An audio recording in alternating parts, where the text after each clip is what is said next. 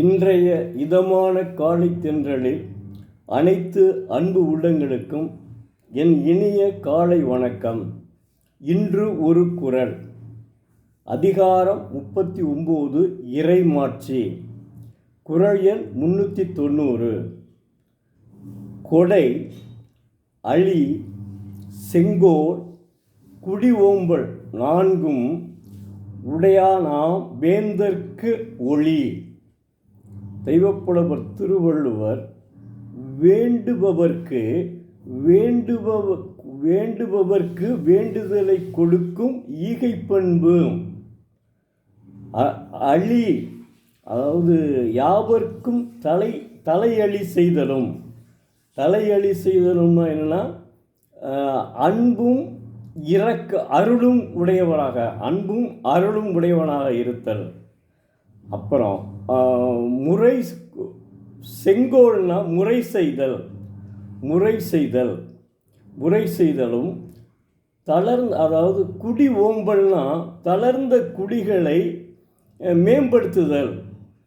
இத்தகைய பேணி காத்தல், இத்தகைய 4 செயலையும் உடையவன் வேந்தர்க்கு எல்லாம் ஒளி விளக்காக திகழ்வான் என்கிறார். தெய்வப்புலவர் எப்படி சொல்லியிருக்காருன்னு பாருங்க. ஒருவன் வேந்தர்க்கு எல்லாம் ஒளி விளக்காக திகழ வேண்டுமானால் அவன் எப்படி இருக்க வேண்டும் என்பதை அற்புதமாக சொல்லியிருக்கிறார். கீழ்காணும் அற்புதமான அறிவுரைகளை சொல்லியிருக்கிறார். கொடை, அப்புறம் அன்பும் அருளும், அடுத்து செங்கோல், அதாவது நடுநிலைமையோடு தீர்ப்பளிக்க வேண்டும். ஒரு மக்கள் குறை என்று வந்தால், முறை செய்து வந்தால், அப்போ அவர்களை விவாதித்து நடுநிலைமையோடு தீர்ப்பளித்து அவர்களுக்கும் உதவி செய்ய வேண்டும்.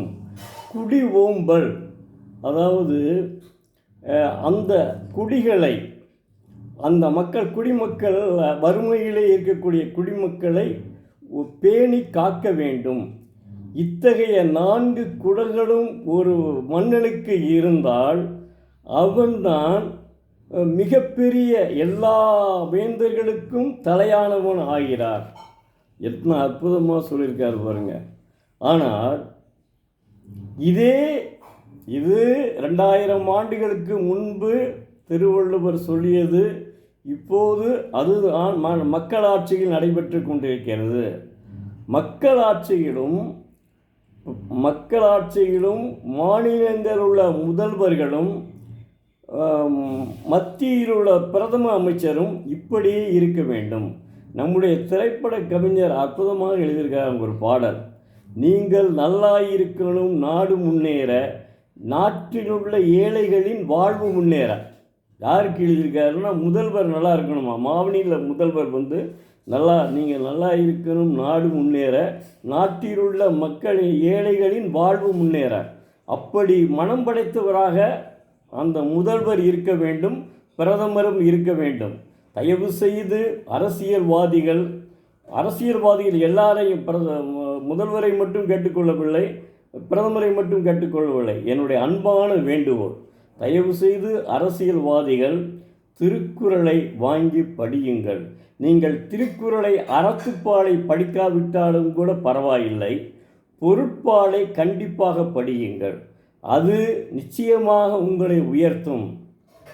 மாணவ செல்வங்களே, இப்போதிருந்தே நீங்கள் திருக்குறளை படித்து வந்தால் வாழ்க்கையில் நிச்சயமாக நீங்கள் முன்னேறுவீர்கள்.